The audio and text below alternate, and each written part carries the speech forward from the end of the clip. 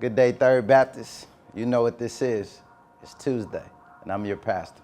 God bless you. I pray that the Lord is keeping you and blessing you and taking care of you in these times. I wanted to come to you today on Tuesday just to caution you and to calm your spirit. As you have seen over the last few weeks, the numbers of the coronavirus patients and deaths in Chicago and Illinois are continuing to rise. To that, I have come to you to ask you to remember to do those three things. One, to be prayerful, to be hopeful, to be patient.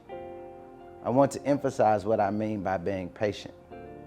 Being patient means that we have to continue to do what we need to do to get through this pandemic as best we can. I know that the changing of weather and the increase of doses of the vaccine bring hopefulness. And they should. But that doesn't mean that we can move prematurely into getting back to business as usual. We are not there yet. That means avoiding large gatherings or gatherings with people that you don't normally gather with. And that also means keeping our mask on, washing our hands, and signing up when we can to take our vaccine. I'm proud to report to you that on last Wednesday, I took my second dose of the Pfizer vaccine, and I'm now 1 week away from receiving my second dose, and I feel good. Thanks be unto God, I had no reactions to either of the shots, and I feel a little bit comforted now in knowing that I'm protected both for myself and for my family, and I pray that you'll do the same. I know that the changing of weather also brings the excitement of celebration to want to be with each other. I understand that. The CDC's advice is clear. Only the persons who have been vaccinated and are past the 2-week inoculation of the second vaccine, if there's a second, are to be with each other without a mask and without social distancing. It doesn't mean that you can just get the vaccine and get back to normal. I also want to remind you that getting the vaccine doesn't mean that you are free from contracting COVID. That could still happen, even as you've been vaccinated. And so it is important that we take care of each other. We honor each other. We love each other and ourselves enough to not only protect ourselves, but to protect each other. It's important that we continue to be patient. That's why I want to come to you today to say to you, we are not there yet. I would love nothing more than to open the doors of the church and have us all come back to worship, be with each other, hug you and kiss you, and all of those things that we do in the Christian faith that make us so much different than the world, expressing love with each other. But we are not there yet. This is not yet that time. We're getting there. We will get there.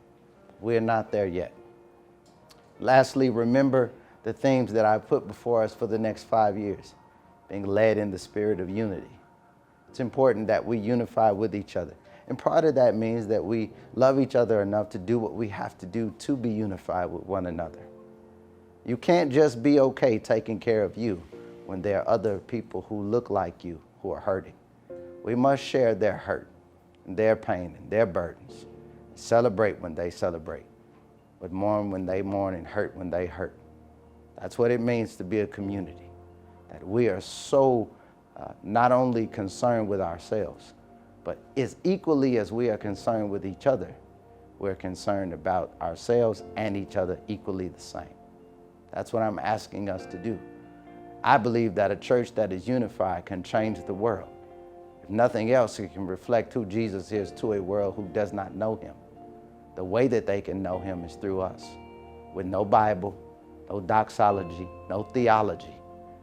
Just us looking and doing what Jesus would do for the people who need him. That's what the church is. That's our calling. So let's mix in what we do in service and in worship in the world. That's what Jesus would expect us to do. That's what I think we ought to work toward. And then, as you know, April in the life of Third Baptist is Women's Month.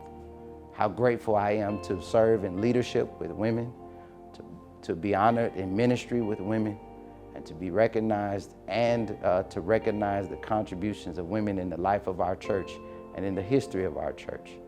Make no mistake about it, I believe that God who called men called women.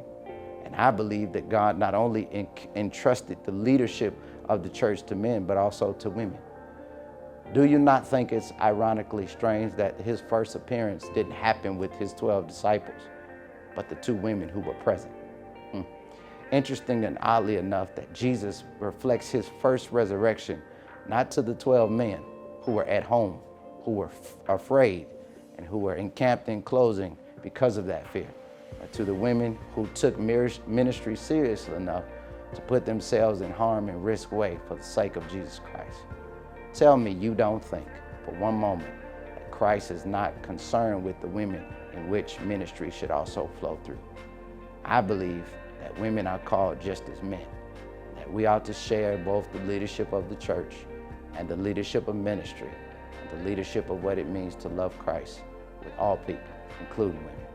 I'm grateful for Women's Day in the life of Third Baptist, and I salute you and celebrate you, all of the women in Third Baptist who make our ministry so profound and evangelically well. I bless you and thank God for you.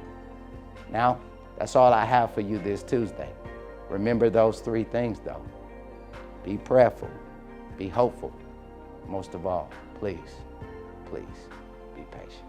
The pastor loves you. There's nothing you can do about it. I'll see you soon. Take care.